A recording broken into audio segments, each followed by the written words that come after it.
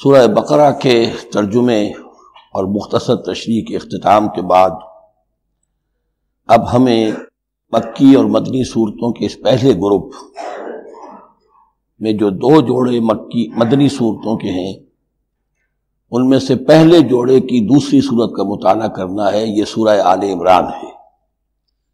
جیسا کہ اس سے قبل بھی میں آپ کو بتا چکا ہوں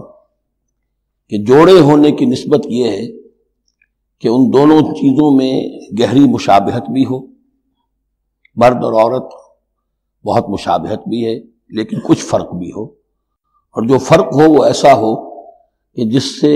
ایک دوسرے کے لیے کمپلیمنٹری ہو، ایک دوسرے سے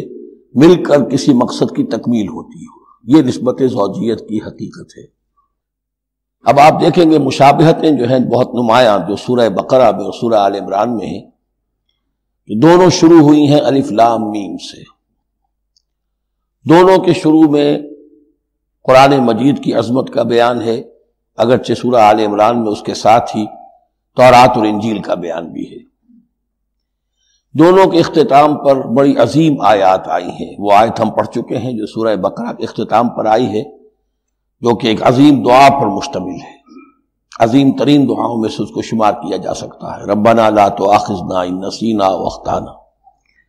سورہ آل عمران کے آخری رکوع میں بھی ایک نہایت جامع دعا آئی ہے، وہ 3-4 آیتوں میں پھیلی ہوئی ہے، بہت بڑی جامع دعا ہے۔ پھر جیسے میں نے آپ کو بتایا کہ سورہ بقرہ میں بھی یہ سورۃ الامتین ہے، دو امتوں سے بحث کر رہی ہے، گفتگو کر رہی ہے، خطاب کر رہی ہے۔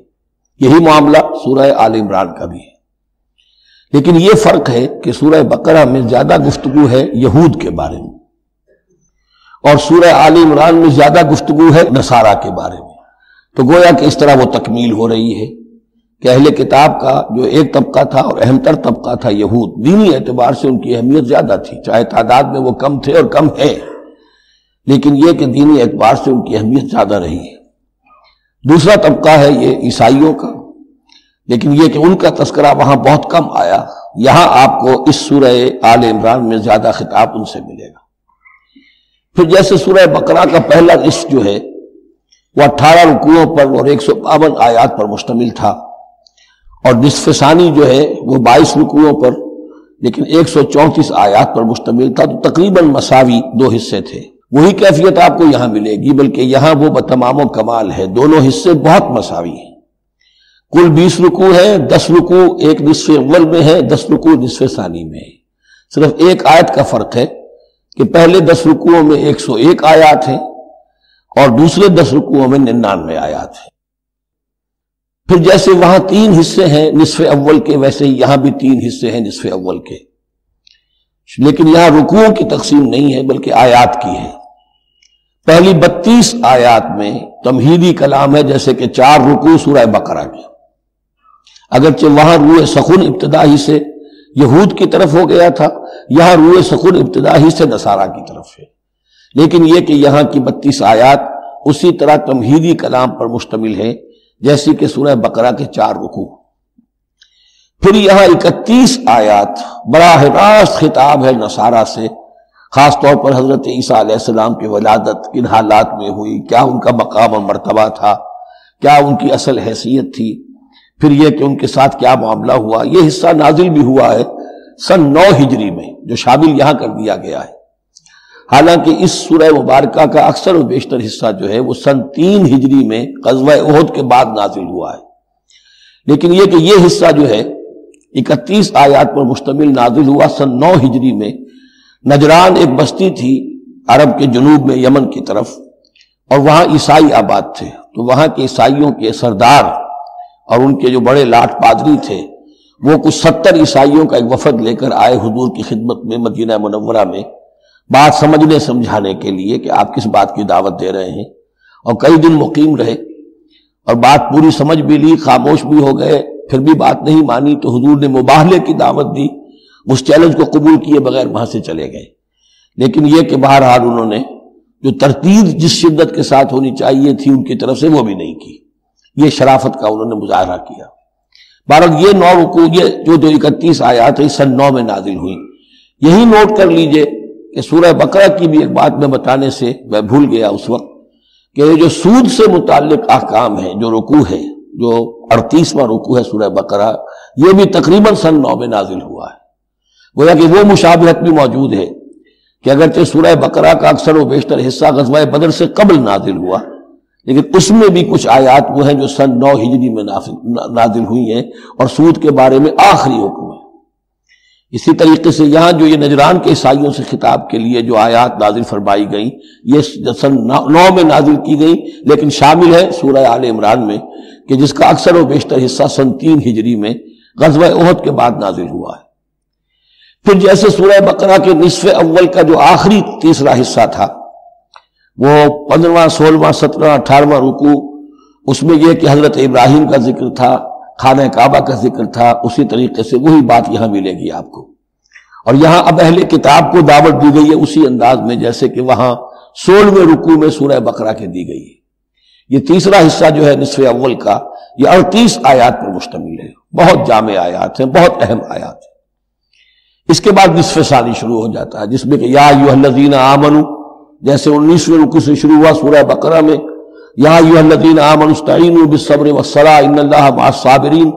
یہاں اب یہ 11واں رکوع جو ہے وہ شروع ہوگا یا ایھا الذین آمنوا اتقوا اللہ حق تقاتہ ولا تموتن الا وانتم مسلمون۔ یہ جو نصف ثانی کے 10 رکوع ہیں، ان کی تقسیم یہاں پر عمودی ہے، افقی نہیں ہے۔ پھر تقسیم کر سکتے ہیں، پہلے 2 رکوعوں میں زیادہ خطاب مسلمانوں سے ہے، اور پھر اگرچہ روئے سخن جو ہے پھر اہل کتاب کی طرف بھی ہے۔ پھر 6 رکوع مسلسل ہیں غزوہ احد کے حالات پر مشتمل، جو مسائل سامنے آئے ان پر تبصرہ، جو مسلمانوں سے غلطیاں ہوئیں ان پر گرفت، آئندہ کے لیے ہدایات۔ تو یہ پورے 60 آیات ہیں تقریباً، اور 6 رکوعوں پر پھیلی ہوئی ہیں۔ یہ سب کے سب یوں سمجھیے کہ قرآن مجید کا ایک مستقل باب ہے، چیپٹر ہے، غزوہ احد اس کا عنوان ہو سکتا ہے، لیکن قرآن میں اس طرح سے چیپٹر بنائے نہیں گئے ہیں، بلکہ یہ صورتیں ہیں کہ جو میں نے جیسا کہ ابتدا میں عرض کیا تھا تعارف قرآن کے ضمن میں کہ یہ مجموعہ خطبات الہیہ ہے، ایک خطبہ نازل ہو رہا ہے اور اس کے اندر جو مضامین آ رہے ہیں، لیکن ان میں ربط اور ترتیب ہے۔ اس ربط اور ترتیب پر توجہ اب تک کم ہوئی ہے، لیکن اب اس دور میں قرآن حکیم کے علم و معرفت کا یہ پہلو بھی اب زیادہ نمایاں ہوا ہے کہ اس میں بڑا نظم ہے، نظام القرآن، اس کے اندر تنظیم ہے، اس میں آیات کا آپس میں ربط ہے، سورتوں کا سورتوں سے ربط ہے، اور ایسے ہی یہ جو ہے الٹپ کلام نہیں۔ پھر آخری 2 رکوع، وہ ان میں سے ایک تو جو ہے آخری رکوع وہ تو بہت ہی جامع ہے، اور اس میں وہ عظیم دعا بھی آئی ہے، اور فلسفہ ایمان کے بارے میں اہم ترین بحث ہے کہ جو اس مقام پر آئی ہے۔ اور اس طریقے سے، اور جو اس سے پہلے کا رکوع ہے 19واں رکوع، وہ بھی در حقیقت کنکلوڈنگ جس کو کہا جاتا ہے، سم اپ کرتے ہوئے پوری سورہ مبارکہ کے مضامین کو، بڑے جامع مضامین پر مشتمل ہے۔ تو اس طرح آپ دیکھیں گے، اور جگہ جگہ آپ دیکھیں گے کہ بعض اوقات تو الفاظ وہی آ رہے ہیں، وہی انداز ہے۔ وہاں بھی کہا گیا تھا مسلمانوں تم کہو ہم ایمان رکھتے ہیں اللہ پر، اور جو کچھ ہم پر نازل کیا گیا، اور جو کچھ ابراہیم پر اور اسحاق پر، وہی آپ کو آیات یہاں بھی ملیں گی۔ حضرت ابراہیم کا ذکر وہاں یہاں بھی ملے گا۔ یہود پر ضربت علیہم الذلۃ والمسکنہ والی آیت وہ یہاں بھی آئے گی۔ ذرا ترتیب کا فرق ہے، یہ متشابہ کہلاتے ہیں قرآن مجید میں، متشابہ، اور یہ حفاظ کے لیے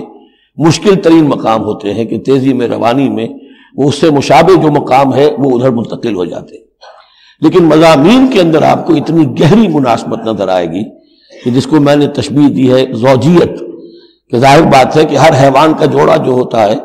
وہ یوں سمجھیے کہ 90% تو ایک دوسرے سے مشابہ ہوں گے، لیکن یہ کہ ان میں 5-10% کا فرق بھی ہوگا، اور وہ فرق بھی ایسا ہوگا کہ جو دونوں کے جمع ہونے سے کوئی نیا مقصد پیدا ہو رہا ہے۔ اس سورہ مبارکہ کا، سورہ آل عمران کا، یہ اور یاد کر لیجئے کہ میں نے آپ کو بتایا تھا کہ نبی اکرم صلی اللہ علیہ وسلم نے ان دونوں صورتوں کو ایک نام دیا ہے۔ جیسے آخری جو 2 صورتیں ہیں قرآن مجید کی، ان کو ایک نام دیا گیا معوذتین، قل اعوذ برب الفلق قل اعوذ برب الناس۔ ان دونوں صورتوں کو ایک نام دیا گیا الزہراوین، 2 نہایت تابناک اور روشن صورتیں۔